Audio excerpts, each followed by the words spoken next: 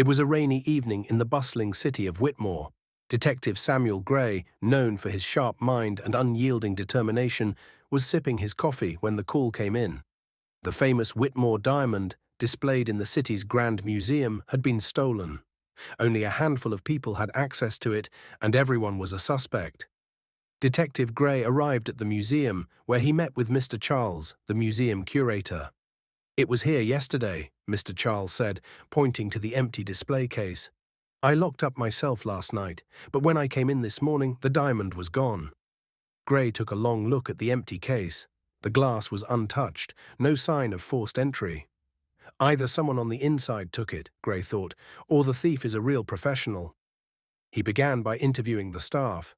First, there was Lucy, the night guard, who claimed she saw nothing suspicious during her shift. Then there was James, the janitor, who had a reputation for being nosy. He shrugged, saying, "I don't know anything, detective. I just do my job." Lastly, Gray questioned Amelia, the museum's assistant curator, who seemed anxious. I was the last one to leave last night after Mr. Charles," she stammered. "Everything was in place when I locked up." Gray studied Amelia closely, noticing a slight tremor in her hand. "Where were you after you left?" he asked. "I went straight home," she replied, a little too quickly. Gray noted her unease. After the interviews, Gray inspected the museum's security footage.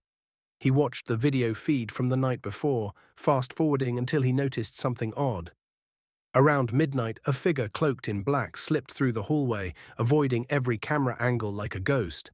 There was only one place they lingered, right outside Amelia's office. The next morning, Gray returned to the museum and found Amelia pacing nervously. "Amelia," he said calmly, "I know the diamond never left the building. I also know someone tried to make it look like an outsider stole it." Amelia's face went pale. "How could you possibly know that?" Gray showed her a small, translucent thread he'd found near her desk. "This thread is from the gloves you wore last night, isn't it? I also found a tiny shard of glass on the floor, the same kind used for the diamond's case. You staged the theft." Amelia broke down. "I had no choice, detective. Mr. Charles and we had a deal. We were going to sell the diamond and split the money, but when he backed out last minute, I panicked."